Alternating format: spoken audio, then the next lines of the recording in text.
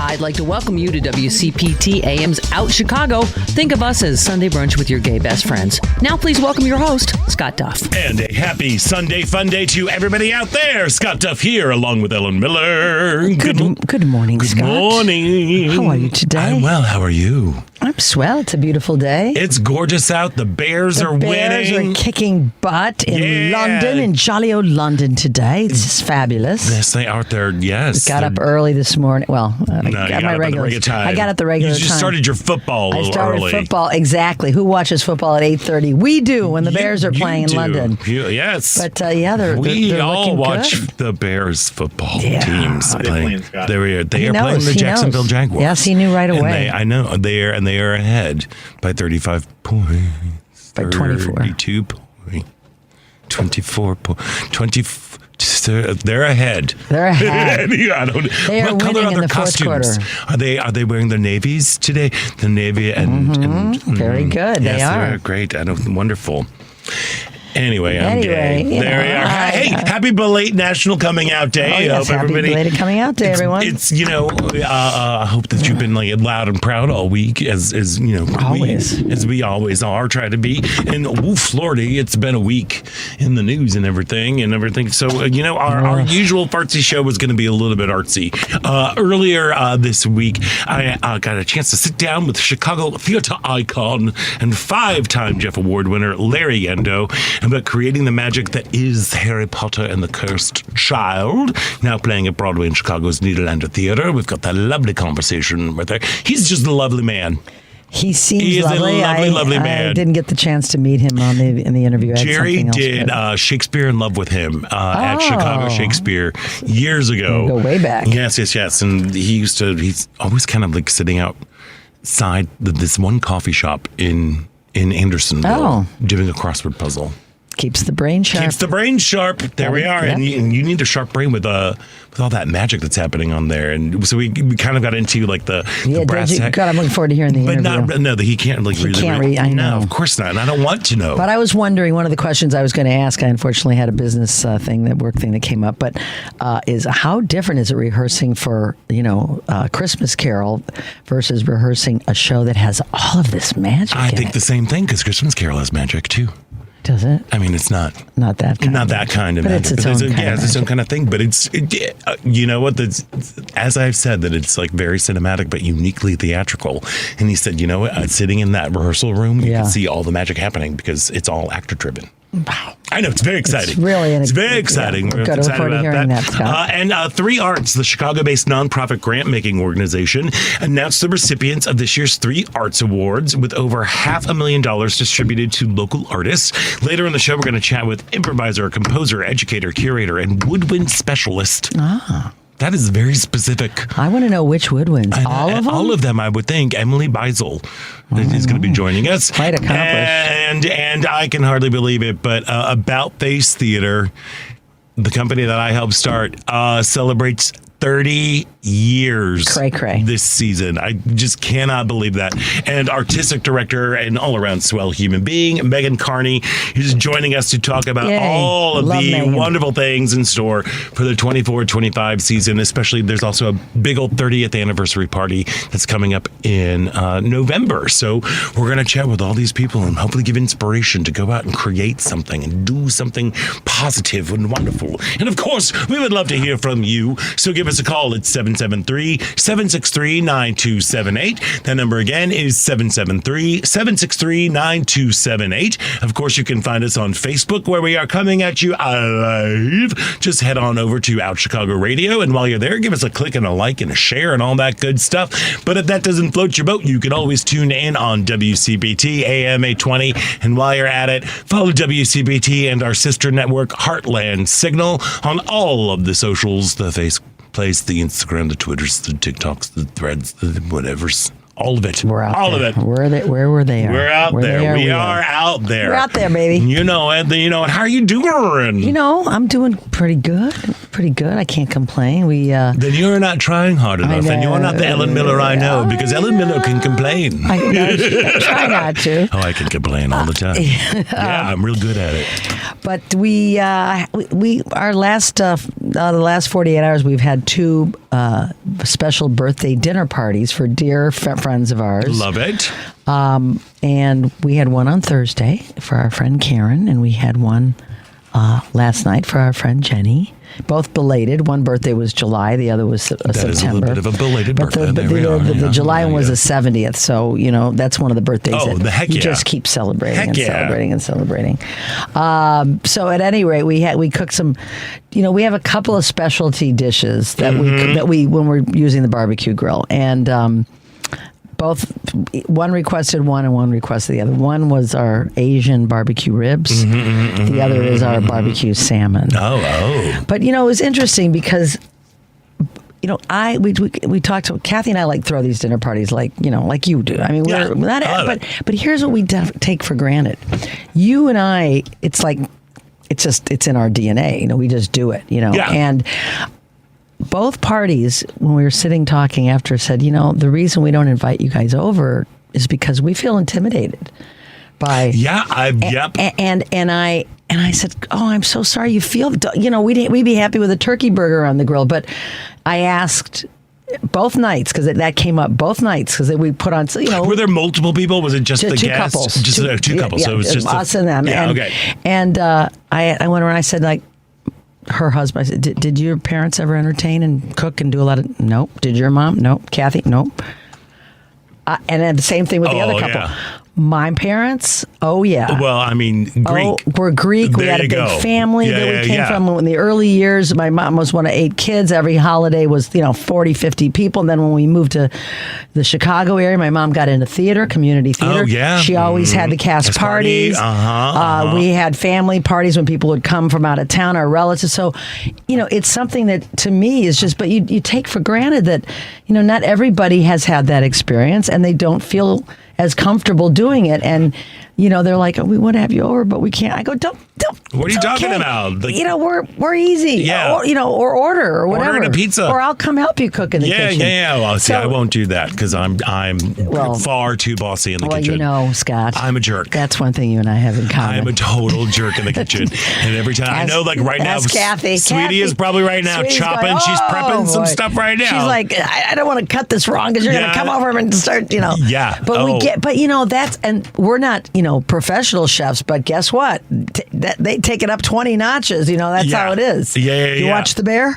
Right. But anyway, so, but it's interesting that the moral of the story is you just don't always understand what it's like to walk in somebody else's shoes, even as something as simple as a dinner party. Yeah. I mean, that's one thing that Phyllis did a great job of because, even with mine, because, she was a single mom, for all of pretty much most of my life, so with having the time to have the dinner parties and all that stuff wasn't necessarily free flowing or whatever, but she always made sure that she was very active in her church, and the church had a garage sale every year, and at the end of the garage sale, she would have the final garage sale party, which basically was everybody who had helped work out. They would work at the function. Right. They would go through and they would just grab whatever was left and wear it to my mom's house. Idea. And so she would always have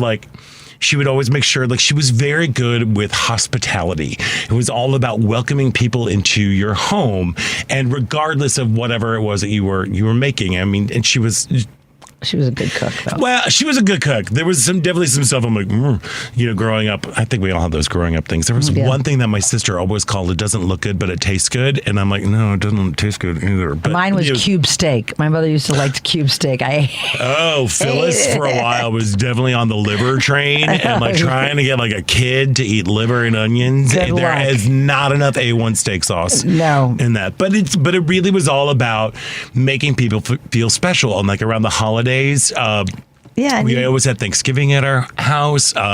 Growing up, I was really, really fortunate that my aunt, who was also a single mom, she lived in the city of St. Louis and we lived in the suburbs. And every Christmas Eve, we would go down to her house, like downtown for Christmas Eve. Then we would come back and go to church. And then Christmas Day, we would host.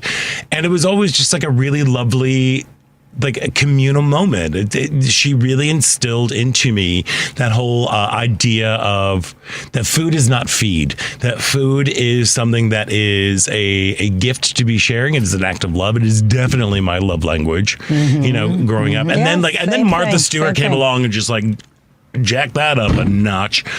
Girl, I was so into Martha Stewart Living that I was subscribed to that magazine. And then I had my sister who also was like very much like she was the quintessential like mom and making like crafts and things and building, and I'm like, okay, so trying to like jack that up. And then Food Network came along and I was like, oh no, I'm done for. Yeah, that was food porn for me. Yeah, so I just sat there and would start doing recipes. But it's one of those things that like, yeah, it's part in your DNA. And I think it might be just a nice little gay thing too. Sweetie just texted in. Is this broccoli cutting okay? Yes, honey. These broccoli spears you're cutting are absolutely perfect right now. You're so good. You absolutely perfect. You are so good. But yeah, it is. It's what's comfortable for you. We're of a little different generation. So Martha Stewart, I was not. I appreciate her, and I was into, but I didn't watch her. But I was watching Julia Child and Galloping Gourmet and as Yan a Can kid. Cook. Oh yeah, all that stuff on the PBS. Yeah, Channel 11. We came home from school. I watched it. They still have it on Saturdays. Saturday afternoon. I was scrolling through something and I got onto this Julia Child thing and I just kept watching and watching. And she had a young Charlie Trotter on there. Oh, wow. And she had a young, what other chef that we know? A young Emeril Lagasse on there. Okay, all right. And I was like, wow. I just, I wouldn't have known who they were at the time. And I probably wasn't watching. The rise of the celebrity chef. Yes, it was. But she was something special. But anyway, that's our cooking segment for today. For right now. Maybe. I made 2 apple crisps because why not? Why not? Yeah, it's 'tis the season. And people love it. There's just everything apple right now. I'd rather go everything apple as opposed to everything like pumpkin spice. Yeah, I'm with you. I'd rather do everything apple with a little warm spice in the filling. But I did perfect. I will say I perfected my apple crisp. I found a New York Times recipe that just kills. All right, you can't. New York Times. There's the other one. Yeah. I have so many cooking apps on my phone right now. I've got like Epicurious and New York Times Cooking, and it's a problem. So many recipes, and I have all my mom's recipes, and I thought I want to make some of these. And I was thinking the other day, I probably won't live long enough to make all. I mean, there's so many recipes that we had from our childhood that we loved. But anything in particular that you can remember aside from cube steak? Well, she made this pineapple surprise cake. Oh, that had vanilla pudding and it had like a Miracle Whip cream cheese and pineapple. Just stop! No, it was good. You just said Miracle Whip. No, I'm sorry, not Miracle Whip. Cool Whip. Okay, Cool Whip. there you Cool go. Whip. That is Miracle a very Whip. big distinction. That's mayonnaise. Nobody needs mayonnaise on top of a cake. You're right. No, it was Cool Whip blended with. Okay. Oh my God! It was, and then the pineapple, and the cake was so moist, and that was once she started making that in like the 70s, that was like my request for birthday cake. Well, then make it like do something like that on your birthday. Every Thanksgiving, I make my mom's Neiman Marcus dip. It is basically Yankee pimento cheese. It's just cheese and mayonnaise and bacon and all that stuff, and I make it every year. And I think of her, and I'll bring it to family functions, like if we are ever in the same place together. But yeah, just like there's one thing that I like to make. There was I would love to find her she called it ladyfinger dessert. Is it like a tiramisu kind of like a tiramisu, definitely much more Cool Whip, and it's topped off with canned cherries, and it is the best thing in this big springform pan, and it's delicious. But like when my mom passed, I had her recipe box and I gave it to my sister, and we've been looking. Well, I was looking for my grandmother, who's Swedish. She made this pickled herring thing, this lagdacil is what it was called. And I actually have her dish. It's a covered dish that you have for marinated herring. And I have it, and I'm like, I want to make it, because as a kid it was gross, pickled herring, but I'm like, well, maybe my taste, my palate has changed. And we can't find it. We can't find the recipe. So, I'm sure I'll find some. So friends out there, go ahead and send me some recipes for some pickled herring. I've got a dish that can marinate in. Just leave it in the fridge. Yep. Super, yeah. There we are. Food. Perfect. We love our food. We love our food. And is everybody hungry now? Because I know I am. I am famooshed is what I am.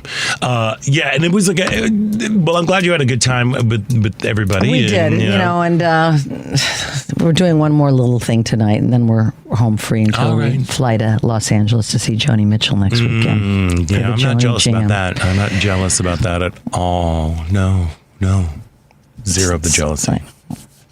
I wish I could. No, I know.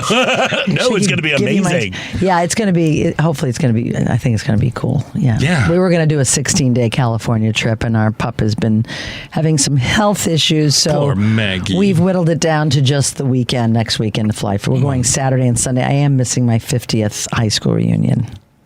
That's okay. I know.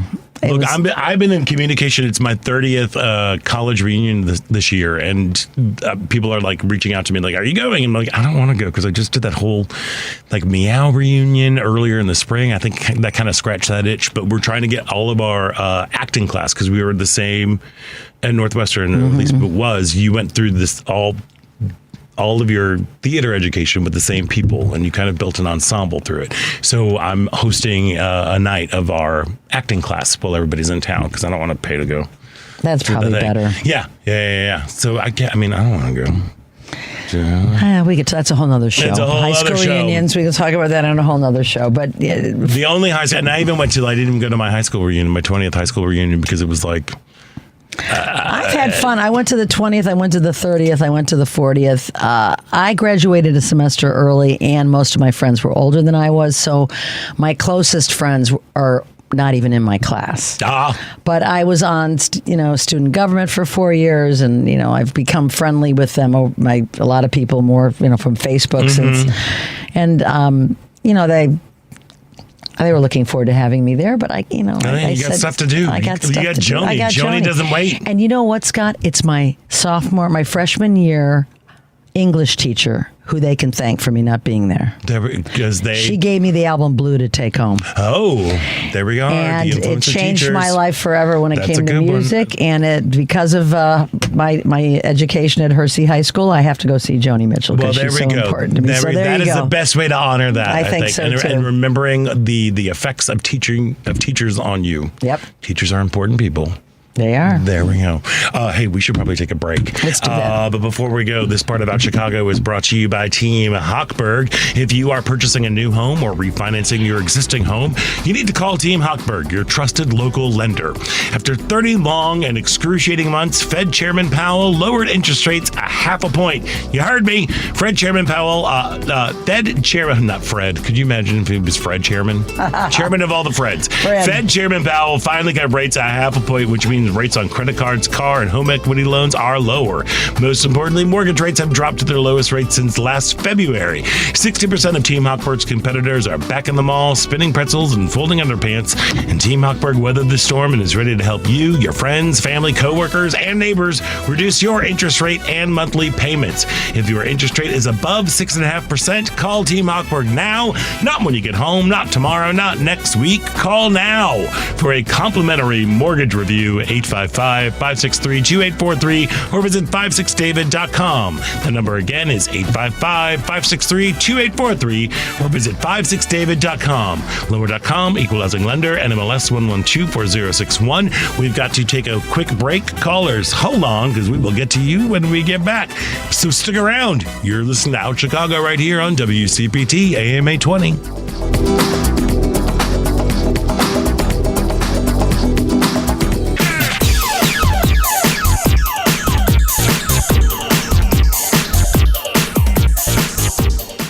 everybody. This is Tanya Richard from Tanya's Take, Race Culture and the Culture of Race, and you are listening to Out Chicago, WCPT. And welcome back to Out Chicago. Scott Duff here and Ellen Miller rolling along. Hey, Election Day is coming up. Oh gosh, Scott. I think that's why I'm not sleeping well. I know. I've got like the IBS is kicking in. It's just like, it is just so stressful as we are coming up on this very big election. I don't know. How does one keep their sanity? I don't know. I'm not keeping mine real well. I know. Well, you listened to Obama. I thought he was great. Did you hear his speech on Thursday night? I did not hear. I heard about it. Look, I was supposed to go out to dinner on Thursday night. I was really pooped. So I'm like, look, I could hear some self-care. And I ended up just staying home. And I sat and listened to the whole 45-minute speech, and it was just remarkable. I miss this man very much. But I thought he gave a really, really knockout speech that I think was really great to help. Hopefully, do you think he got through to people? I mean, was he talking to? I wasn't clear. Was he talking to a large in-person audience? It was a large in-person audience. It was a rally in Philadelphia. He was specifically chatting with men of color, black men in particular, and he was really just laying out the choices between Harris and Ding Dong, and I thought it was really just again that Obama magic, because he's such a good speaker. He is such a good speaker. Like, incredible. But we would love to know what you think of that. I know we got some people who are on the line, want to be talking about the election. Let's go talk to Steve. Welcome. You're on Out Chicago. Yes. Well, let me begin with, I couldn't agree with you more with regard to the food issue. I mean, my parents came here in the mid-1960s from Eastern Europe, and my mom went the first time to an American grocery store, and someone was helping her shop. She didn't speak English very well. And, they showed her the bread section. And, of course, the mid-1960s, bread meant Wonder Bread. Wonder Bread, right? Like, what is this? This is not bread. Yeah. Bread can't last a week and a half, 2 weeks. Yeah. I mean, no. And then fast forward. I mean, my parents are Serbian extraction, so we share a lot of the culture and cuisine that the Greeks do. Yeah. And, so, I mean, this idea that has manifested itself in America, I mean, even suburbia wouldn't exist today were it not for the influence of ethnic communities that have transported that culture. I mean, 40 years ago, you lived in suburbia. You lived in a cultural wasteland, a dining wasteland. Yep. There were no Italian or Greek or Chinese restaurants, Mexican, nothing, So, I guess I couldn't agree with you guys more. And I don't want to bring anyone down, because I, too, am looking forward to the end of this election cycle. Yeah. At the same time, I want to admonish people, if you think that, because during the course of your life, we had elections whereby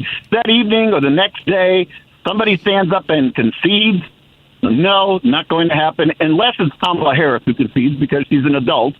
And she understands what that means. But if you believe that Donald Trump is going to sit up there the next day, having lost the election and concede that he lost the election, no. Their people are already out there planning on how they're going to challenge the result in various states. In Georgia, Cobb County, no, we're not going to count it. And if you don't count Cobb County, that means that you essentially give Georgia to someone else. Yep.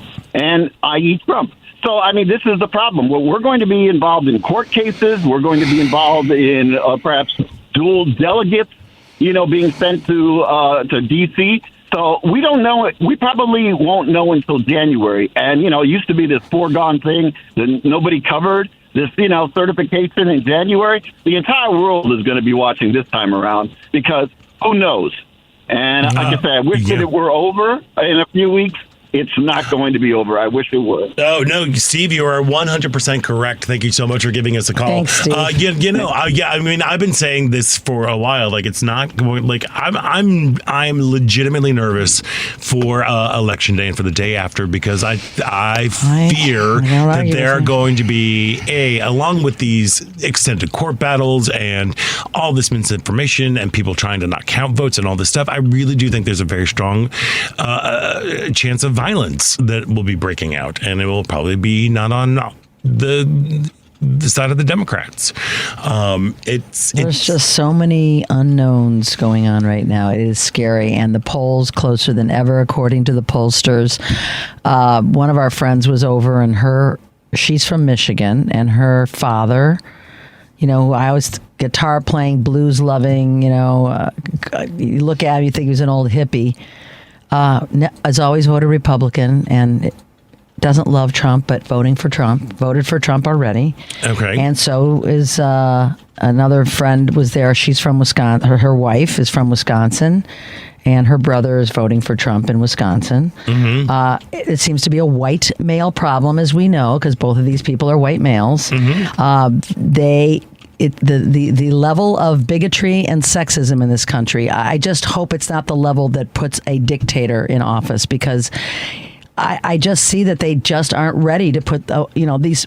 I mean, a lot of. Is it because she's a woman? Or they didn't say that. They didn't say that. But I think if you don't love Trump but you're voting for him anyway, it's just because you still think a man, even as flawed and ridiculously horrible as he is a better deal than a woman. And they still have this fallacy, this thinking that the Republicans are better for the economy. If you look at statistics, the economy is better under Democrats. It's Heather Cox Richardson really put it in a very concise and interesting way in her post the other day, I guess Saturday or yesterday or the day before, that this has been something that happened in the 1800s that the Republicans have held on to, even though it's not true. Yeah, they've continued to hold on to it. And I used to ask people, after when Bush was, I say, how did your 401k do? How did your investments do? How did you do salary-wise when Clinton was in office? Well, and then, Bush came in, we came in and we clean up the mess. We come in and we clean up the mess. Mm-hmm. Yep, and actually that is exactly what Barack Obama said the other day. Okay. He was talking about how when Trump got into office, he was claiming about how this economy was booming. He's like, yeah, because it was mine. Right. It was my economy that I spent the last 8 years trying to clean up the previous guy's mess, and then it tanked. But the one thing that you're kind of hitting up on that I want to focus on is how people were like, they may not like Trump, but they're going to vote for him anyway. Mm-hmm. This is the thing that I don't understand at all. Barack Obama had this whole moment about when did it become okay? When did it become okay? When did lies become okay? I mean, just this week alone, there were lies and misinformation around 2 hurricanes. In the debate, there was concepts of a plan. The man is not prepared. He has a concept of a plan for healthcare, and also this Vance had the nerve to say that Trump was the biggest advocate for Obamacare. No, he wasn't. He tried to take it down the whole time. But what really, really gets me, the people who keep talking about family values, about morality, who are very, very big to be that's not how we do things. And they are so quick to say, I don't like the man, but I have to vote for him anyway. And my question is to you, and for people to really think about this, there was a time when I was growing up, when you were growing up, and still today, when kids would see the president and there would be something aspirational about that. There was something about the civility. There was something about respect for the office. There was something about how they were the leader of the free world. And now you have somebody who will do anything to cover his ass, who will lie, say anything just to keep his butt out of jail. Yes. There's all of this stuff. And I don't understand how people who are they're so quick about love the sinner but hate the sin, with the with the gays and everything. Mm-hmm. But no, but this man has zero moral character. Zero. Look at his children, and do you want your children to grow up to be like this man? That's what I don't understand. I don't get it. If you're saying this is the model, he talked about toxic masculinity, about people think that strong men and bullies are somehow a good leader. Mm-hmm. And that is not leading. That is alienating a large chunk of the population. That is lying, tricking people, using deceit in order to again, keep his butt out of jail. Yeah. And I still do not understand understand that all of you people out there who are like, I don't like his character, but I believe in his policies, whatever, and whatever those are, because we don't know, because he only has concepts of a plan for policies. Concepts of a plan. But to all of those people out there who are conservative, who are saying this, do you want your children to be like this man? That's what I say. I say those same words. How can you possibly have him be the reflection to the world of who we are? And it does not make any sense at all to me. I don't get it. I just do not get it.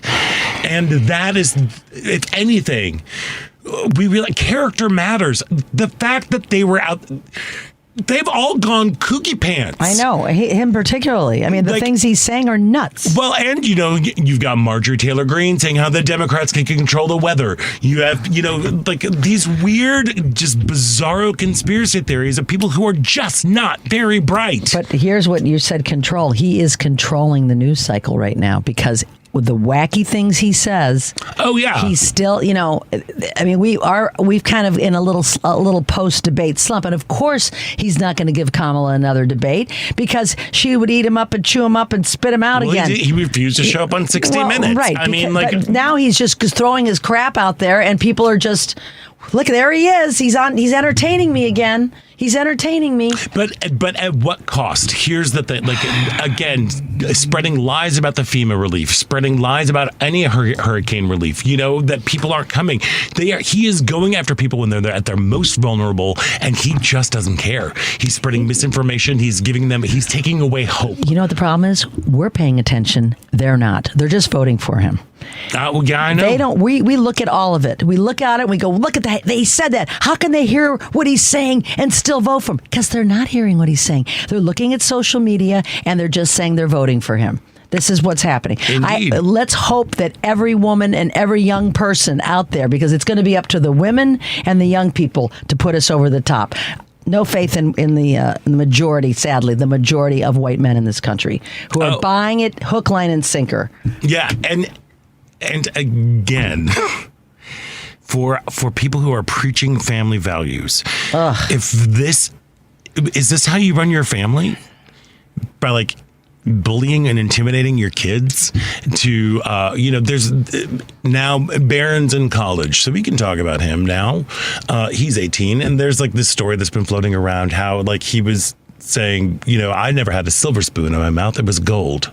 It's gross. Gross. Like father, like son. Like father, like son. And ugh. I mean, as long as we're talking about Barron, that was the kid that he was out having stupping Stormy Daniels right after he was born. So character matters. To us, it does. Well, to everybody, it should. You'd think it would because they're so patriotic. They're so American flag and our military. He tears down the military, yet they say, well, I'm military. I got to vote for him. Give me a break. Yep. He cares not for the military. He cares for power. And if you can help him as a military person get that power, that's the only time he'll care for you.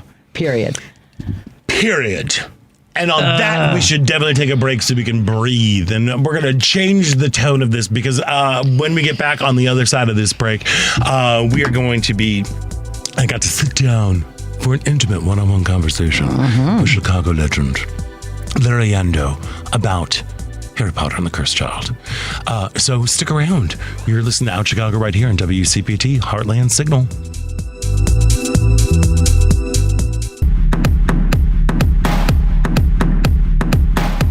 Hey, this is Mark Patton, and I'm from Scream Queen, My Nightmare on Elm Street, and you're listening to Out Chicago.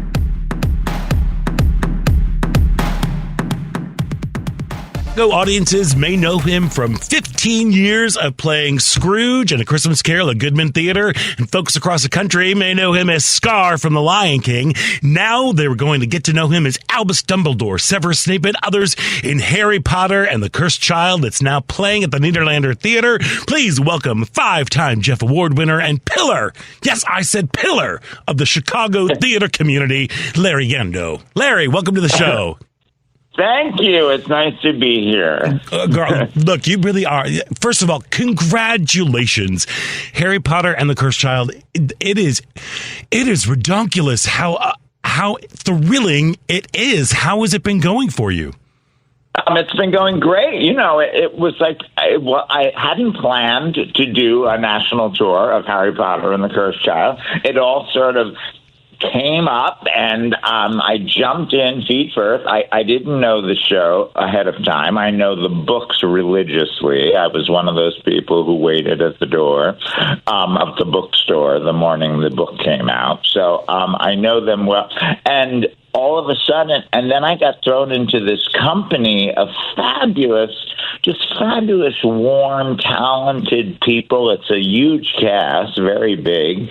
Oh yeah, and it's like gigantic. And a lovely director. Yeah. It's just so. It's been going great. We rehearsed in New York. We came back here. We were in tech, and then next thing you know, we opened, and the audiences are coming. They love it, and it's just.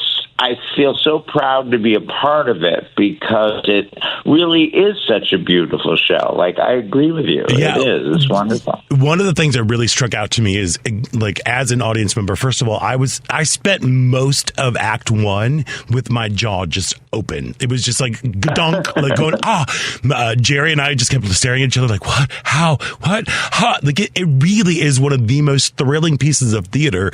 And one of the things that makes it so darn special is it, from an audience perspective, it is very cinematic, and yet it is distinctly and uniquely theatrical. Like, it is absolutely, absolutely. And the magic that happens up there on that stage, really, it is magical. I'm just wondering, like, what was the rehearsal process like? Because as you said, there's a cast of, I mean, it's 30 some people that are going. Yeah. I mean, that's a huge cast, especially for like a play, for a non-musical, but there's so much like movement and performance and illusion that happens. What was it like being in that rehearsal room? It was fabulous because, as you say, that is one of the things that was surprising to me, but also revelatory and also stunning, was the fact that we could do most of that stuff in the rehearsal room because it's all done theatrically. Like, it's not like there's green and blue screens in films, but this totally relies on the company doing all of the work. In other words, like, a lot of the magic, which I can't tell you about, of course, that would ruin it.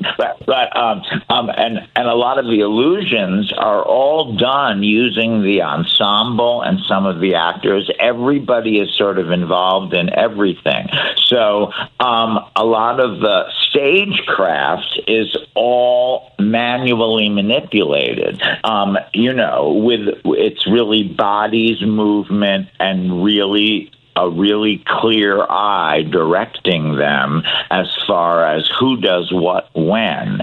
And so everyone's sort of interconnected in it. It sort of creates that word that I normally hate because it's bandied around too much, ensemble. But it's like an ensemble that no one can do any one thing in that show without at least 5 or 6 other people aiding you in it, Yeah. And so it was just as magical for me in the rehearsal room as it was on stage, because I would sit there and watch this stuff happen in fluorescent lights in a big room on 48th Street, and so it was really jaw-dropping, as you say. Yeah, it is. It is absolutely fantastic. And why do you not like the word ensemble? Because for me, it feels so much like a Chicago theater tradition, because it really, I'm like, you need every single person up there, as you were saying, to bring this beautiful story to life. Yeah, I love the word ensemble. What I mean is, I feel very often I've seen over the years, like, I want this to be an ensemble piece. Right. Well, to me, any good piece of theater is an ensemble piece. It's the most important thing in the world. I don't think you can decide something is an ensemble piece. I think an ensemble is created by an artistic mind making the room available role for an ensemble piece, and it comes together, I believe, as you work together and something becomes an ensemble piece. You can hope it's going to happen, but I don't think you can just call something an ensemble piece until it becomes it. Amen. That's what I mean. Amen. I got you. Yeah. I got you. Yeah. So, okay, so what... Did you have any trepidation going into? I mean, because you play several characters, but the big ones are Albus Dumbledore and Severus Snape, especially because of the films, two very iconic performances and characters. Did you have any trepidation stepping into those shoes, or were you like, nope, I can do this? And like, what was your approach? Well, yeah, that's the good question, and both of those things are true. I thought, okay, if I don't, I certainly think I can do this. I mean, I've got to, I can't, I wanted to think I could do this, but absolutely, before I even open my mouth in any of those roles, people have a whole idea who those people are. You know what I mean?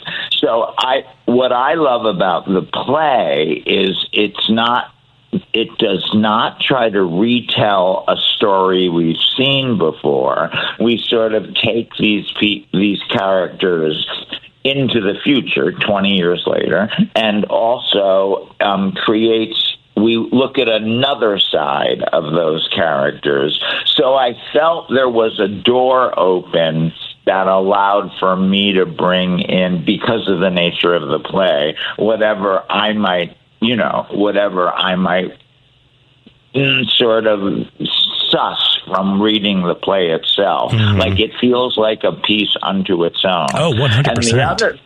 And the other thing is, I don't know the films, and I hadn't seen the play. And one of the reasons I love John Tiffany, the director, who is not only a genius, but one of the warmest, greatest men ever. I swear, he's so devoted to the theater and to actors.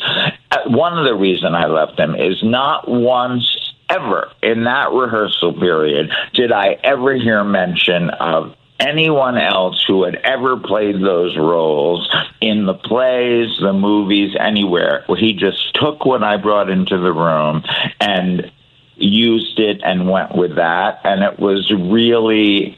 I relaxed about that sort of that onus of playing Dumbledore and Snape, you know what I mean? That's gradually melted away when I realized he was looking at me as though I was Snape and I am Dumbledore. And that inspires confidence, and that then inspires freedom to sort of play as an actor. Yeah, and that is how you achieve the ensemble, as you were talking about. Yes, absolutely. Same thing. Yeah. Exactly. Well, wait, I've got a quick question. I know you didn't have any experience with the play before, but am I mistaken? I thought when it opened in like London and on Broadway, there were parts 1 and 2.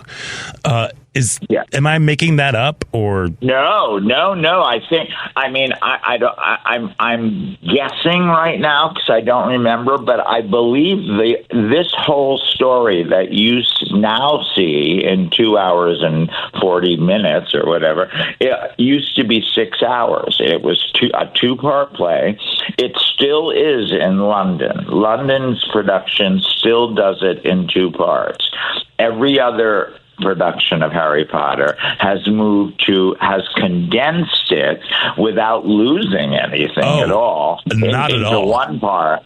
And then this version, which people have said, and people far higher up than me, producers, directors, artistic, that this seems to be the definitive version of the show now, the one we just created all together for Chicago and then for the tour, is one half or a third as long as the original, and doesn't lose one bit of the magic, and I mean that in abstractly and literally, and or the story by doing it. So yeah, no, you're not mistaken. Okay. It was two parts long. Because truthfully, I was on board. I'm like, come on, bring another 3 hours. Like because it flies by. It is just, and it is enchanting. It is thrilling. It is magical.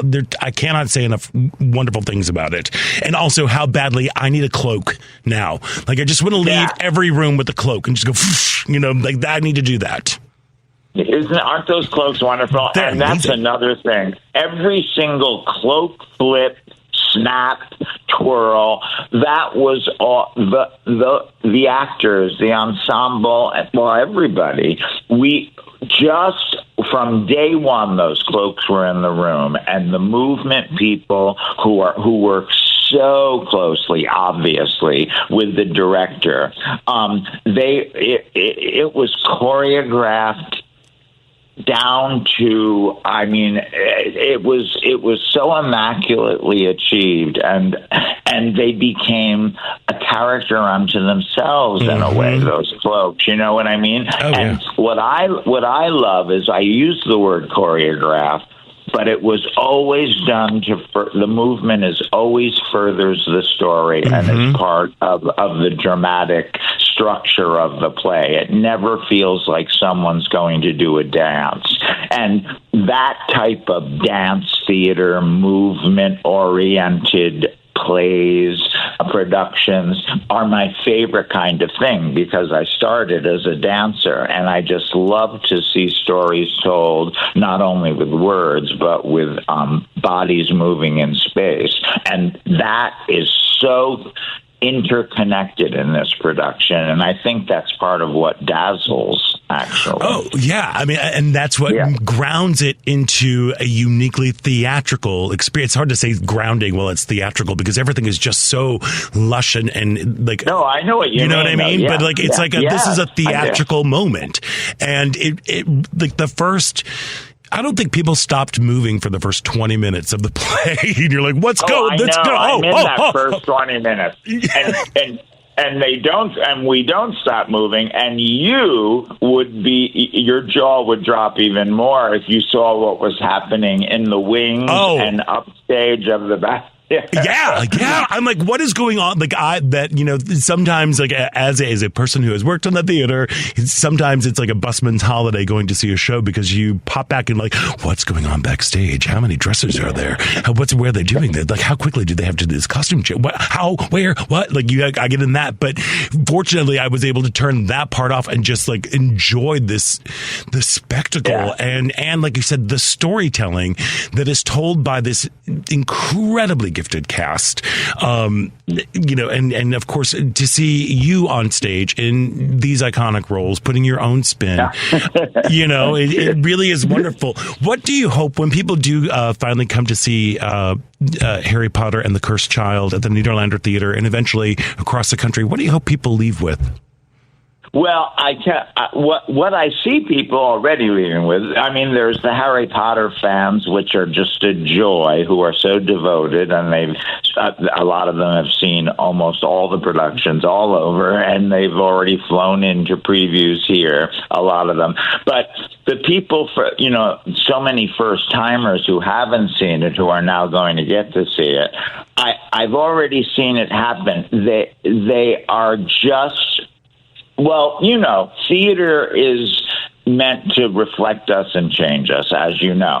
And I believe I sense the audience from when they first walk in, they're bringing our world in with them, and which is not an easy world right now. No. And by the time that 3 hours is over, or 2 hours and 40 minutes, whatever, it's like the whole audience, all the seats have lifted about 5 feet, and the energy is entirely lighter and more and connected somehow. It feels like the show brings so many people together, and the result is a kind of joyous exaltation. That sounds extreme, but that's what it looks like and sounds like to me every night by the end of the show. That is what it feels like. It feels like a joyous exaltation. It is it is stunning. It is magic. It is heartwarming. It pulls on the strings. It really is just fantastic. And Larry, I want you to have a tremendous run. Everybody listening, yeah, of course, Harry Potter and the Cursed Child runs through February 1st at Broadway in Chicago's Nederlander Theater. Then it hits the road. For tickets, go to BroadwayInChicago.com. Larry Yando, again, thank you for taking time out. I know you've got to be pooped. My pleasure. It's my pleasure. It's nice to meet you. Fantastic. And we've got to take a quick break. And when we come back, there's more Out Chicago right after this.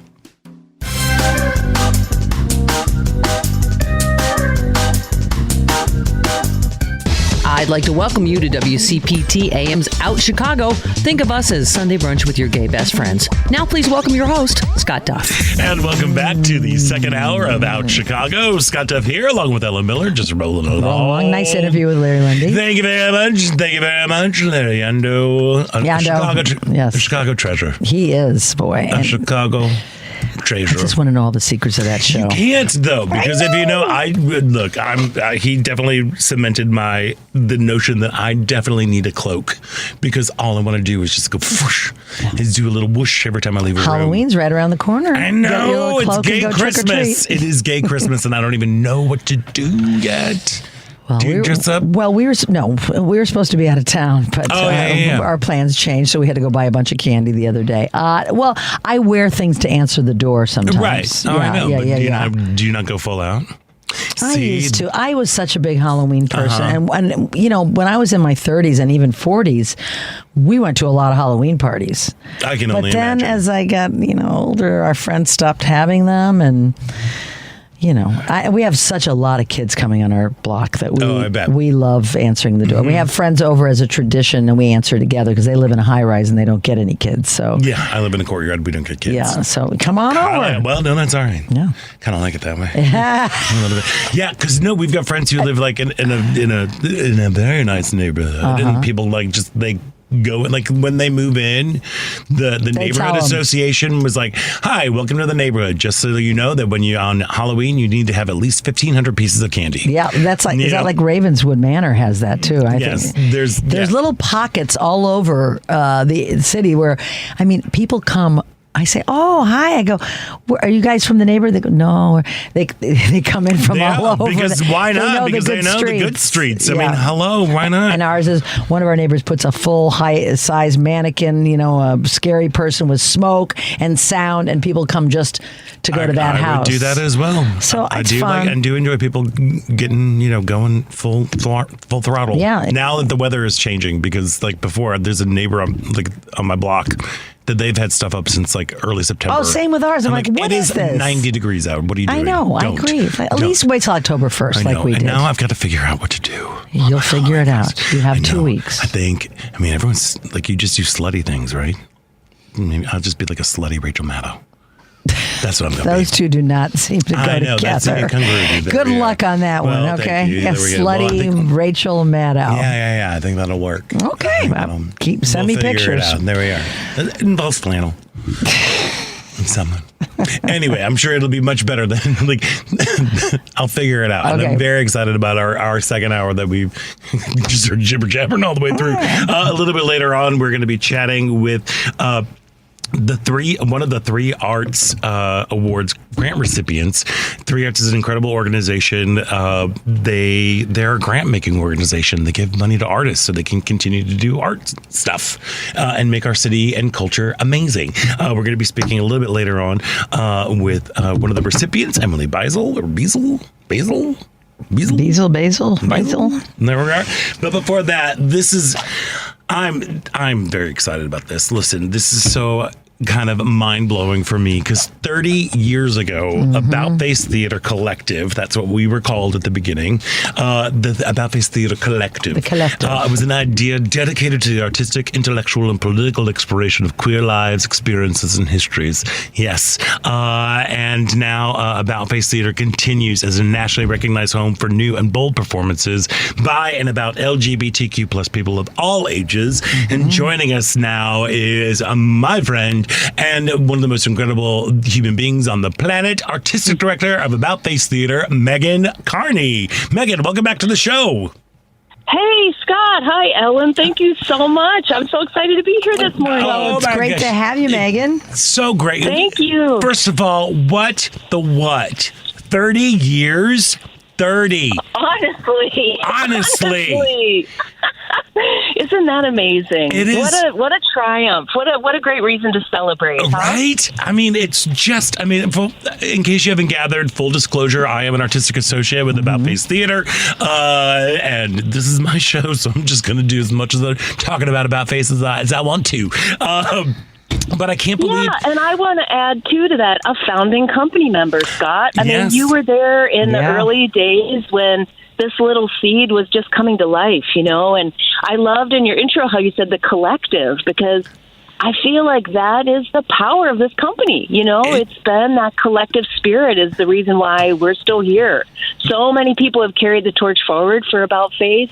And it's phenomenal to kind of together be able to witness this moment and say, wow, look at all of the incredible evolutions that have happened in that time period. It's just really an exciting time. It really is an exciting time, and also just hats off to you and the entire staff at About Face for keeping the thing going through the pandemic. And it's been very just an interesting time, I'm sure, for arts administrators and being artists in the city. But I think again it is the spirit of the work of About Face Theater of highlighting LGBTQ stories and working with LGBTQ artists and giving people a platform that have kept us around for 30 years. That's right. And I think the answer is just not getting stuck in the idea, And I feel so grateful that, the mission is about forward movement.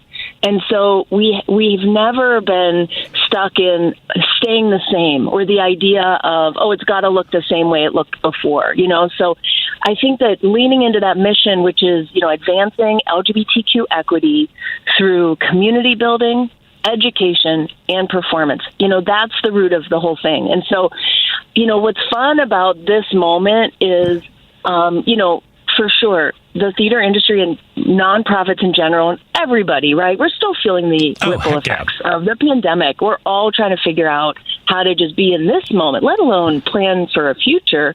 But what I get excited about with About Face is saying, right, so let's think about that as a moment to be innovative. Let's think about what really needs to happen now, and not how do we keep up with what it used to look like, So that's I think where the energy and the fuel is for this anniversary year for sure.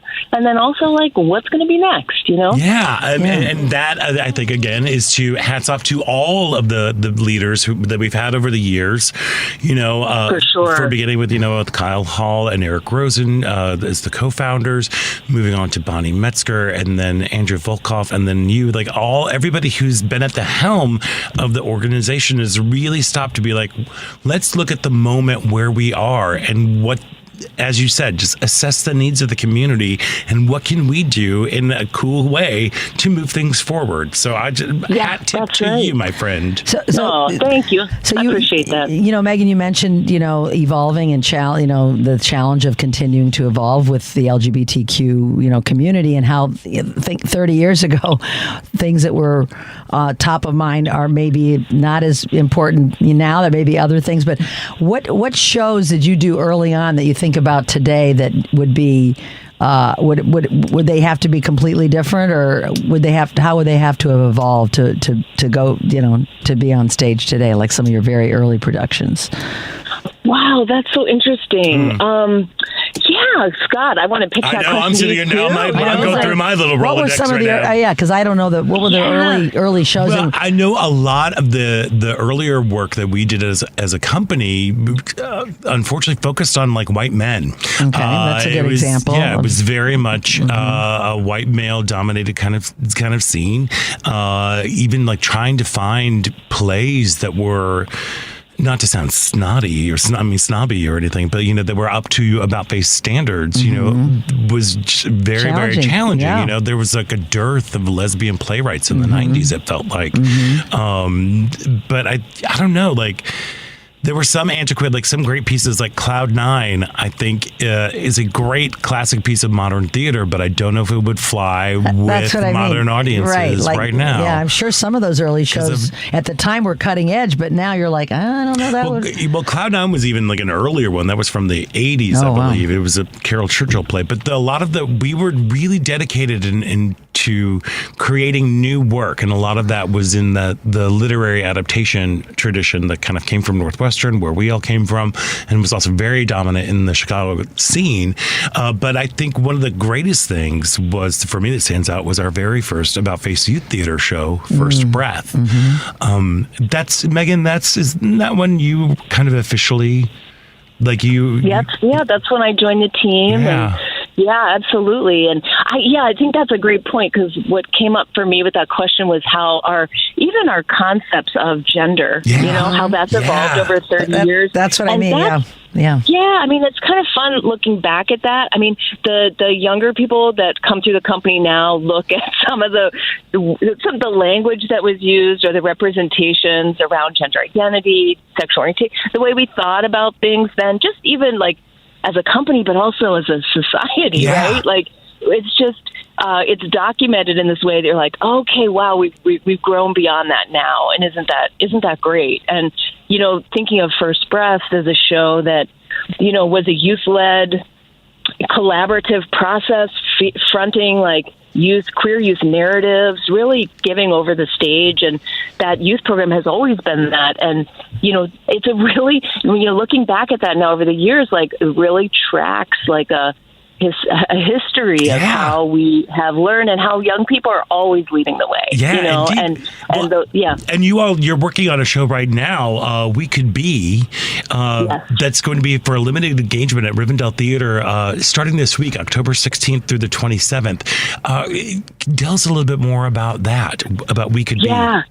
Great example, because so touring has always been part of the company's formats and mission, is to get up and out of the formal theater and be out, meet people where they are, and bring our stories into community groups, into schools, into corporate workplaces, to conferences all over the place.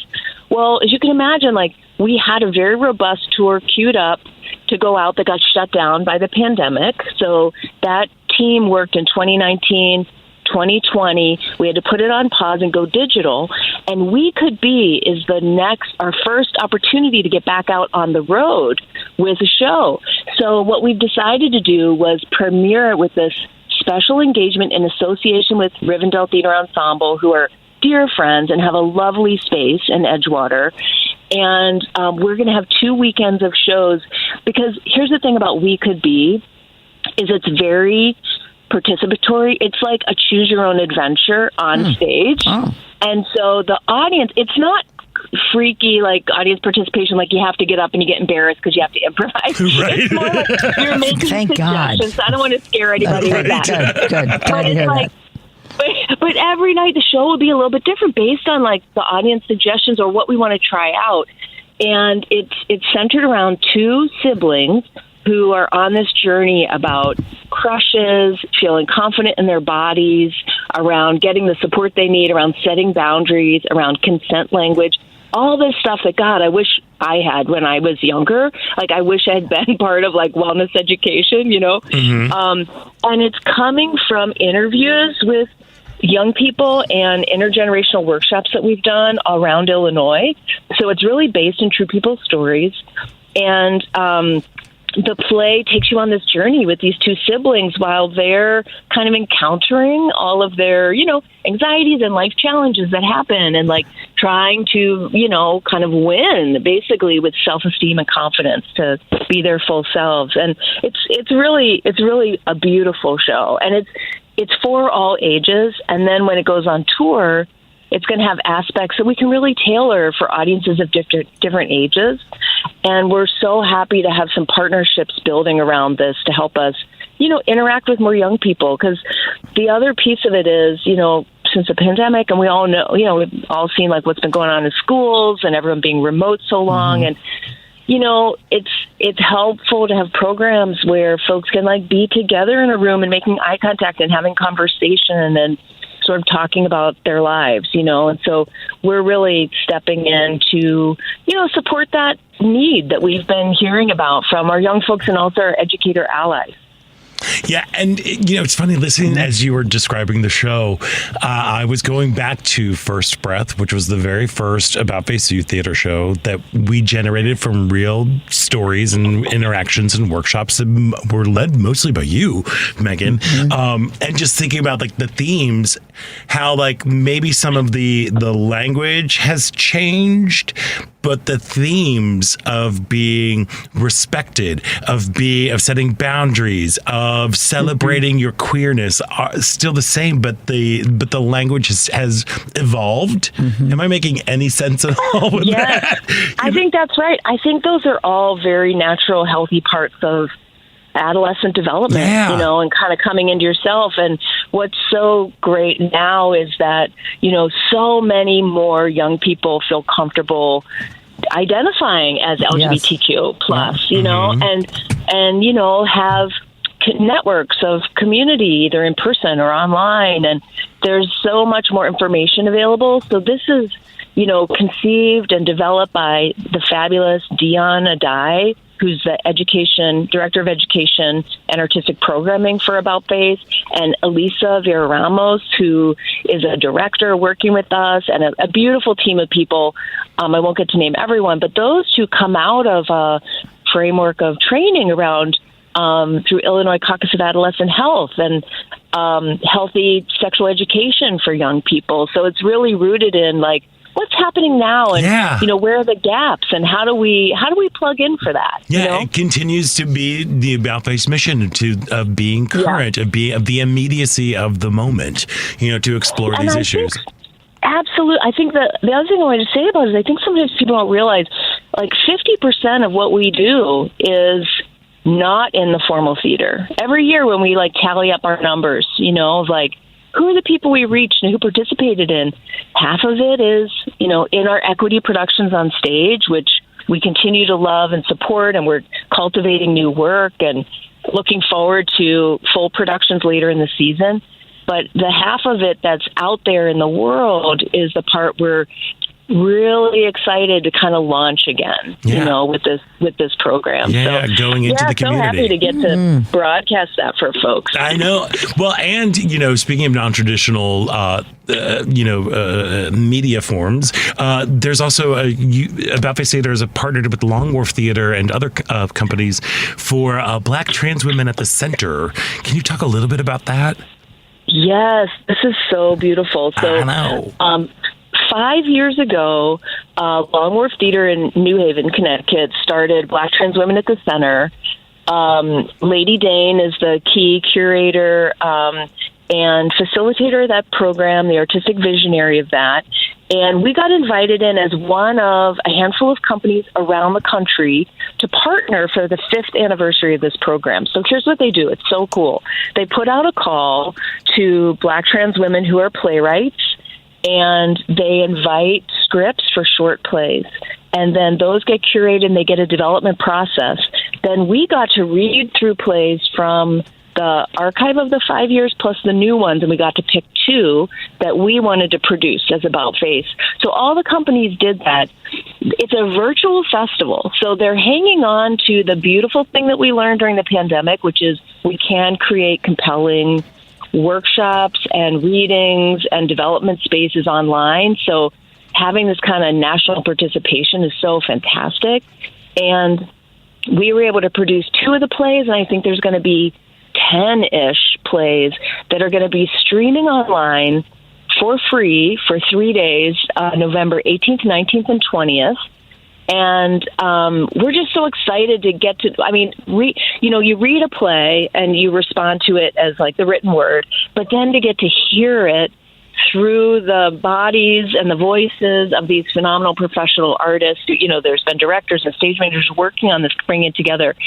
We're just so excited to get to sort of amplify the great work of these writers and also really bring Black trans women artists to the center of our season in that way and say, like, yes, we want to hear more from these artists, and this could be an important part of that process of then is there a fuller length play, and then can we consider like production opportunities, like where could we go to really build up the resources to support more Black trans women as, artists with sustainable careers? Yeah, and again, it's wonderful. Taking the About Face Theater from Chicago to a national level, to help with the exposure, to help get these very, very important and vital ideas out into the zeitgeist. It's fabulous, almost as fabulous as being around for 30 years.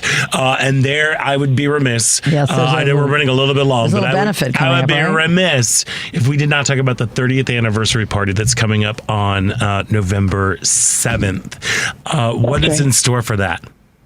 Oh my gosh. So we got this opportunity to throw a party, and I said, that's 2 days after the election, right?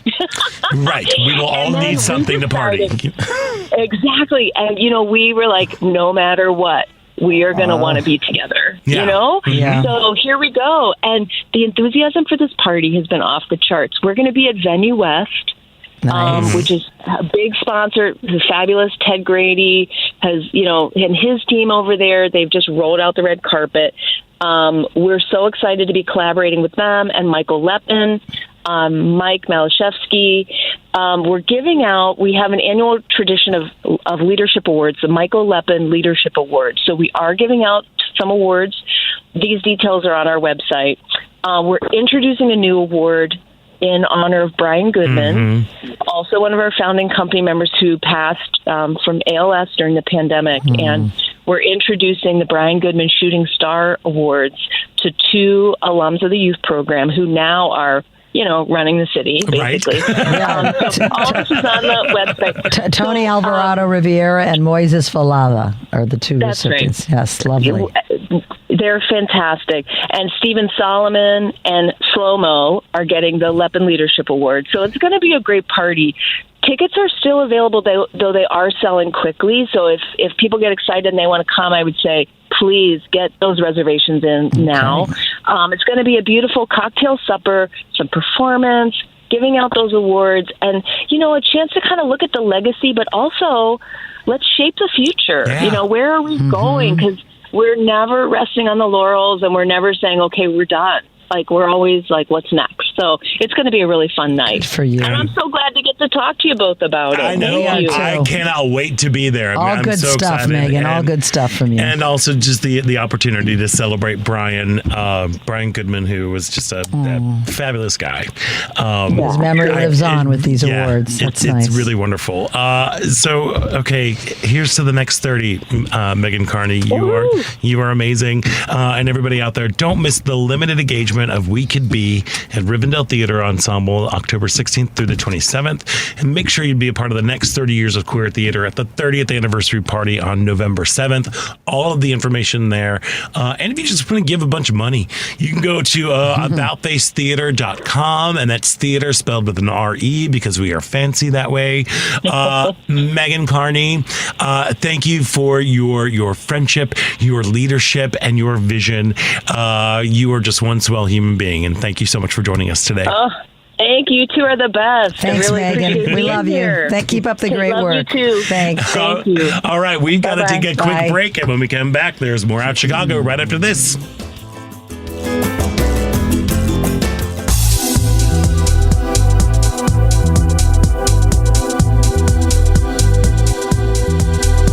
Welcome back. I'm improviser Matthew Van Colton. You're listening to Out Chicago on WCPT 820. And welcome back to Out Chicago. Scott Duff here, along with Ella Miller, rolling along. We're rolling. We are. Hey, just want to let you know we are having some technical difficulties getting in touch with Emily, who is one of the 3 Arts Awards grant recipients. So hopefully we will get that resolved. Yes, and she's a woodwind specialist. And Scott, I don't know if you know this about me, but yes, my very first instrument was the oboe. Oh, bow. It's a fun fact, right? Really? That was your first instrument? And yes, in 4th grade, I played in band. For some reason, I think that you would just like kind of start with the harmonica or the harp. The harp. Sorry. It came along later. But yeah, the oboe. And I did not want Piano was the gateway instrument for me. It was? Piano. Took piano for 8 years. And then we had, because public schools back then were really, really great, we had a Suzuki program in the school. So I played violin, learned Suzuki violin. And then 4th through 6th grade, I played the cello. Well, you had a high aptitude then. I know. I still have that cello You do? It's in my house. I love the sound of the cello. Me too. It is the instrument that is closest to the human voice. I believe it. Have you had any desire, even maybe during COVID or whenever, to like bring it out and dust it off? It's out all the time. Do you play still? I don't. No. I played 4th through 6th grade. Okay, that's like me with my. Let's not get it twisted. Yeah, I know. That's how I am with the oboe as well. I was in New Orleans, and this is when I had a couple of cocktails, and I bought a used oboe for several $100s a few years ago, and I got a reed to put in there. It's a double reed instrument, and I started squawking on it, and I never picked it up again. The squawking was just a little too much. Was driving everybody crazy, so I didn't do it. But I wanted to play drums in 4th grade. But girls in 19, whatever year that was, were not, it was a 6 in front of it, 60-something, were not playing Karen drums. Carpenter was. Karen Carpenter was. My parents were not allowing it, and we had to take a music aptitude test. Was it because you were a girl, or were they saying that it was because you were a girl and she just didn't want the sound of drums going through the house with the 8,000 kids that you had? What happened was they give all these kids a test. I don't know if they had us all in the gymnasium. They played notes and they go, which one's higher, which one's lower. Right. And then the band musical instrument company comes in and they meet with your parents and they look at your score and they said, okay, Ellen scored very high. We'd like to see her play French horn or oboe. Oh, so they tell you? They told me what they wanted me to play because I scored like high you could understand the music and the which musicality. Were the 2 and the hardest tones, instruments to play in the band. So I'm like, I want to play drums. No, honey, you've got to. So I went home and my father played some French horn on the old stereo, the big console. And then he played some oboe. And I said, I like the oboe sound better, Daddy. Right, so I ended up with the oboe. To use. Yeah, and I just like this. It's difficult. The reed part. I used to soak it in Livoris in the morning because it had a cinnamon taste. Remember, I'm a 4th grader. It's like the worst thing you can do. But I read later that some harmonica players actually were oboe players because they learned embouchure early on, like a muscle memory thing. I know, I never dreamt it. So wait, so what is embouchure again? Embouchure is the thing. The thing trumpet players do. Trumpets players, hobo players, and French horn players too. Flautists. Flautists, some of those instruments, like the flute, I just don't even. I still play the little Ian Anderson notes. It's just like I just don't even. It's that weird sound. Yes. My freshman year roommate was a trumpet player. Like he was a music major at Northwestern. Oh, nice. He already at 18, he already had that weird little they have that little bump thing on their lip going on there. Yeah, I just don't. It astonishes me how and trombone. I'm like, how do you change notes? It's just, I know it's you this. You gotta listen to where they land. Well, slide. It is. But anyway, hats off to the musicians. So yes, if we don't, we're trying to get our woodwindist on the phone. Yeah, but I was just with strings. Piano, cello. Yeah, piano is a string instrument. It is. Mm-hmm. And a percussive because of it. Yeah, because you're mashing on it. Can you play piano still? You must be able to. Yeah, I think I can play I can still read music, and I could pluck something out if I need to. But yeah, it's been a long time. And also, I was not one to like to practice. I did not practice. Scott? I had the same problem. Like my attention span was just like not there. We would get into fights. Mr. Goody Two Shoes. Yeah, the one who's always a good I would have boy. thought you would have practiced. I would practice, and then like there were times I just wouldn't want to, and I would like no, and I would run out the door. Like I would actually run out of the house and go hide under our neighbor's deck. Because it was like I know, and kids never, they're forced to practice. And then later on in life, you ask them, but you still play? No, but I really wish I would. I know, but they're also like, I always wish that I had. But then, like, but you gotta practice. Like with anything, you gotta like. My thing was, I would hear it, and my ear was so good that I would just be playing it by ear. I would not be looking at. I'd be looking at the notes, but I was really playing it because I had heard it and I already knew what it said. Really? Yeah, which didn't really serve me well when it came to reading music because I never really did read to the level I was because I was just knowing where to play the notes by ear. Interesting. So wait, so now as a musician, as somebody who has bands, has been in several bands, do you like when it comes to performing, do you like is it charts or like I don't even like well, some people use charts. Harmonica, there's really no official notation or tablature, but there is some note there is a way, like if you take a harmonica class that they have figured out to notate arrows going up, arrows going down, meaning draw or blow. But when it comes to being a harmonica player in a band, they never look at charts. Bass players, keyboard players, guitar players, yes. Harmonica players are basically tell me the key. Just tell me what key you're in, and it's all improvisation. It's all improvisation and by ear playing for the harmonica. Oh, well. That's why I play it, I guess. Well, smell you, Nancy Drew. Yeah, well, maybe it's easier for me than having to learn to read music. Yeah. Oh, don't make me try to figure out what key something is in, because that I can't. No. When it came to music theory, that's when I was like, and I am done. And I studied and it was music very nice. in college, Mrs. Davis was really great. She was my final piano teacher, and she had this little miniature dachshund named Beethoven, who was a jerk. Like, this dog would, like, you could just come around and he would just bite your feet while you were trying to play the piano. And I'm like, you shouldn't have to take him away. Yeah, but as soon as we got into music theory, that's when I'm like, nope, this is too smarty for me. I didn't. I had it in college, and unfortunately, I didn't do very well in it. But it was the irony was my teacher was really hard on me because I was the only one in the class that was working as a musician. I was playing in the clubs, guitar and singing during college from sophomore year to senior year. And, everybody would open up the local paper before class. Hey, Ellen, I see you're playing tonight. Yeah. And he, because I was playing folk and playing guitar and singing, he would pick on me extra hard in that class because I was a working musician, and it didn't serve me very well. Oh no! And he was a bassoonist, so I have a bad memory of bassoonists because that teacher was so mean to me. It always comes down to the bassoonists. You know what? They really are.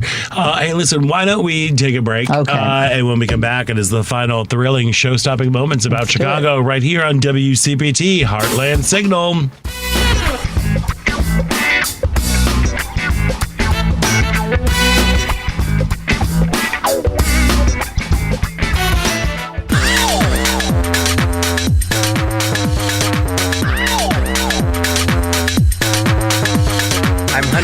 Welcome to Out Chicago on WCPT. And welcome back to Out Chicago with Scott Duff and Ellen Miller, just rolling along. We're rolling. Getting into the season. Oh, hey, shameless plug. Yeah, do it. Shameless do plug. It. So I am going to be at Right Club. That's WRIT. Yes, Right Club. It's going to be at the G-Man Tavern. One of my favorite spots in Lakeview. On Tuesday at 7:30. It is the beginning of their 15th season, I believe. And it is going to be, it's basically what it is. It's 2 writer combatants. Just 2 for the night? No, there are 3 sets. Oh, okay, good. But it's 3 sets of 2 writer combatants going up against each other in very serious literary debate. And yours will be? Trick versus treat. I am Trick. There's also, I believe, like zombies versus ghosts. These really like hard-hitting pressing subjects, issues. Things that we need to, kind of keep our sanity. But it should be a really fun time. This is a show that's been running for, like I said, 15 years. good times, but it also comes down to audience vote about who wins. Oh, so, we better pack the house for pack Scott. The house and you can come. And is there an admission charge to get that I don't know. Okay. I'll look it up. I was looking it up, but every time all the things that this says it doesn't, for me at least anyways, I couldn't find it. Probably, maybe not. Well, maybe not. And it's a group that has done this for, I mean, how often do they do it? Oh, I think like once a quarter or something like that. They do. The last one was in the summer times. So it sounds like, once a quarter. Yeah. Although, then I went through and I went back and I watched some of them. Yeah. They're really good. I'm sure they're really good. And these are very smart people. So they got me. Coming through. They got me. People. You're a smart people. I can be smart people. You can be a smart ass, but no. I'm totally getting that. Yes, 100%. You do that for a living. I know. I do that. So that's going to be this Tuesday. What is the date? I guess the 15th? Yeah, 15th. Yes, because my visa bill is due tomorrow. I remember that. October 15th at the G-Man Tavern at 7:30.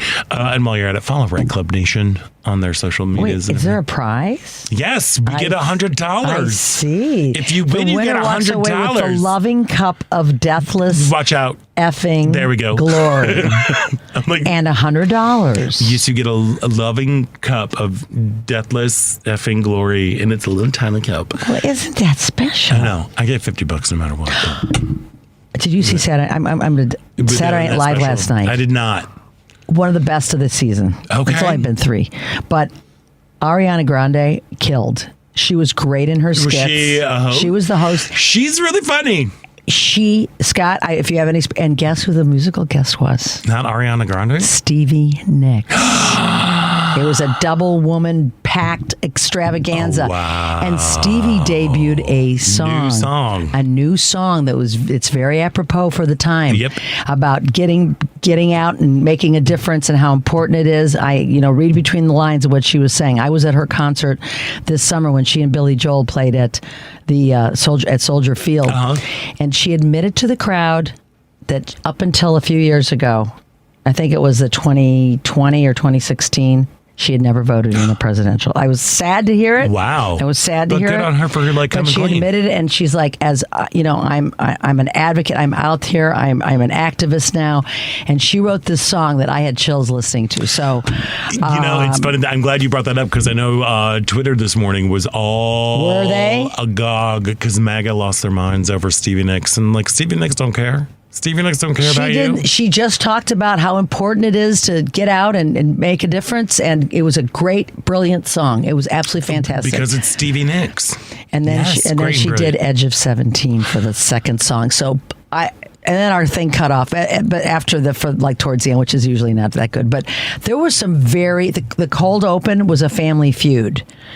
With Kamala and company versus Trump and company. Going back to what I was saying about the families are gross. He's a gross family. It was Eric and JD and the empty chair representing Melania who couldn't make it. And that's funny. Very funny. I highly recommend watching Saturday Night Live. All right. I'm sure it's somewhere DVR. Oh, it's definitely somewhere. That's happening. But she... But Ariana Grande, she got her start as a Broadway kid. She was on the Broadway. I wikied her while I was watching the show because she's not one that's really in my, she's one of my Pop-Tarts. I love, give me a lady with a top pony and she wants to sing. I adore her, although she's gotten a lot better about it. But before she had this, because she's a singer and they have to protect their voices, she does this weird thing when she talks like this.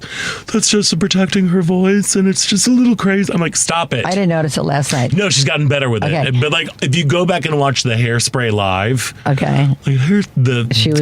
she was Penny Pendleton, isn't it? Yeah, she was Penny in that, and she was doing that weird thing. I'm like, stop it. That would irritate me. But I'm very excited about the Wicked. She was there promoting Wicked. Was Cynthia Erivo there? No, they were just showing the clip of it, though. They did it. Of course, it was an ad for it during the show. Yeah. But there was one particular sketch where the bridesmaids did a song, like instead of a toast, they did a song to the bride and groom, and they're all singing off key. And it is hard for singers to sing off key. Yeah.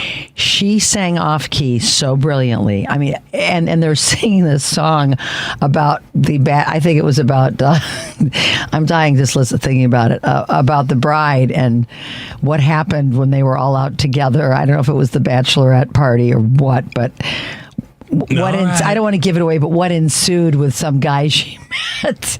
And the groom is just listening to this, and it was hysterical. I thought it was hysterical. So good reasons to watch that show last night. Yeah, all right. Well, we'll make sure that we watch it. Yes. And the things. Hey, so where are we going? So it's either spooky season. Yeah. Or I'm already, my head is kind of already jumping towards Thanksgiving because that's a happy thought. Because last year we had the COVID. Oh, yes, you had COVID. You had to cancel your Thanksgiving. Yeah, we had so many people coming in and everything, so that's happening. Are they coming back that came last year or haven't gotten there yet? No, we've gotten some. We've got one new person. Actually, some new people are coming. Nice. The thing that was really killing me, my sister was going to be coming in last year, but they're going to India, which I know, right? Beautiful. But not for Thanksgiving, but beforehand. So they'll just be getting back. So they'll be they won't be able to. They're not able to. Have they been to India before? No. Very exciting stuff. It is. Very exciting. So I've been thinking, of course, already thinking about Thanksgiving, and also I think we're going to have people staying with us in our house with no door. So you're also thinking about it with a little dread. Well, no, not with dread. Just kind of where's everybody going? And is that thing sorry, you're going to have to be on a couch and that whole vibe. But also just, as we are moving into the colder weather, people are out at the grocery stores and they're being grocery people. Yeah. And I work in one of those at the snack factory, which is always super duper busy. I want to just two things. One, a little life hack, a little tip. Yeah. Hey, friends. So if you are at your grocery store or you're at any sort of store and you bring your own tote, which is really awesome. Way to go. You're saving paper bags and plastic bags and everything. Tell me. Well, if you expect somebody else to pack that bag for you, please make sure that tote is clean. Ew. Yeah. Clean with, how is it not clean? People, well, I don't know about you, but where do you keep your totes and stuff? Do you just keep them in your car, or do you keep them in some stash in a bag, some in the house, some or whatever? In the car. Some people have theirs in their house, and then maybe there's a lot of cats in that house. They're just stinky. They're stinky and gross. No, our also everybody this whole summer walking in with their totes over their shoulder, and then I know what you're gonna say. Yeah, and then the bag itself is tucked right underneath their arm. Oh, that is... See, I never would have thought of that in a million years. I know. Well, that's why I am saying it as your community service. You are walking around with a sweaty armpit over your bag and giving it to somebody else. To touch and to put your food into. So just keep those bags clean. That's what I'm going to say. Just keep those bags clean. It's good for you and good for everybody else. But also, and this goes throughout, we're talking about, let's do something kind. Let's be a kind person. Let's go out and help raise other people up. If you are out in the world, as we are coming into, because clearly, we've been taking down our patio. We're slowly dismantling it. We had to go to Lowe's, and it's clearly Christmas already. Oh, yeah. Mm-hmm. Everywhere. But as we are going into, you're going to be being in stores that's how you move about in the world. Right. And say somebody gives you really great customer service, right. And that's something that we all strive for. Yeah. Take the extra time just to talk to either a manager or give a call back or fill in a little survey that they give you sometimes. Not even fill in the survey or whatever, but just take the time out, because it really does. If somebody sends you hey, I had a really great experience. This person, I was looking for this person didn't have it. They found a substitute, or they went the extra mile, or whatever it is. Saying that to somebody can really affect That's someone's a good reminder, Scott. Absolutely. livelihood, because a lot of people are an hourly paid and like their bonuses are around this time of year or raises and things that happen. So, but just take the time because, 4 years ago, folks who lived in, who were frontline workers, they were heroes. And now that trend is definitely past. People are mean, they're tired, they're stressed. And I'm sure that's everything that's all zeitgeisty going on right now. Of course, there's so many different things going in there. A lot of things. But just remember that these are people. And if you happen to have a really just a nice interaction, take a minute just to call back to the store. Be like, hey, I just want to let you know I ran into fill in the blank. They were amazing. I want to let you know that. It can go a long way, and it's a good reminder because we take things for granted, and we shouldn't because it is a hard job dealing with the public all day long. Oh, dear Lord. And their stinky bags. And their stinky armpity bags. Oh gosh, that never even dawned on me that could be a possibility. Yes, it most certainly is. We don't carry ours around under our arms. We just bring them into the store. But that's because that's you. But many other people around the greater Chicagoland area, they walk around with their little totes on their shoulders. Boom. Okay, I can't get that image out of my head for a long time. That's where we're going. So I'm not going to be with you next week because I'm going to be in Los Angeles to see our favorite artists. Scott and I are both huge Joni Mitchell fans. I'm sad you're not going because we were together in 2018 for Joni's 75th birthday celebration. I don't know what to expect because it's going to be in Hollywood at the Hollywood Bowl. At the Hollywood Bowl. And I know Brandi Carlile it's her thing. Of course, Brandi Carlile will be there. And who knows who else is going to be there, but it is in Hollywood, which means it's easy for some folks to come. I guess when they did this about a year or so ago at the Gorge in Washington. They did the Gorge in Washington, my friends went to that show. And I had friends that went too, and it's you have to be really dedicated to that one because it's a hike to get there. But they had a surprise appearance by Annie Lennox, for example. Yeah. And I forget who else. So we're just really looking forward to it, and it's just to see her. I haven't heard her sing.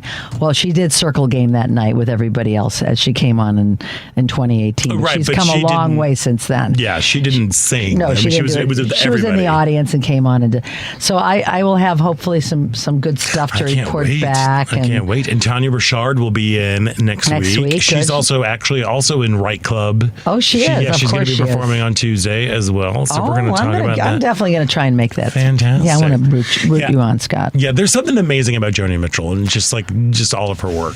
And if you're a fan, you're a fan. You're you're not a casual fan. You're in all in. You go all in. Yeah. Yep. And how many opportunities will we have to do that? Because she's like 80. She's 80 something now because when was 2018. That? Yeah, 4 or 5, 6 years ago. So she's now 81. Yeah. Oh my gosh. Yeah, but she's doing well, and we're just real excited to be able to go do that. So of course, very fortunate. That is one of those moments where you're like, okay, like when Jerry and I went to the 75th birthday, we're like, we don't do that. We're not as we're not huge concert people like you are. But when it came to Joni, and we're like, oh, this is a once in a lifetime thing. Let's go and do this. And our friend met us. And I wouldn't have known about it. You told me about it. We just bought and tickets. I went home and just started looking for tickets. And, And you're like, I'm going to go. So, I'll be there on behalf of all of us. So I'll let you know how it goes. We appreciate that. Oh, yeah. I'm still taking suggestions about what to be for Halloween. It is gay Christmas.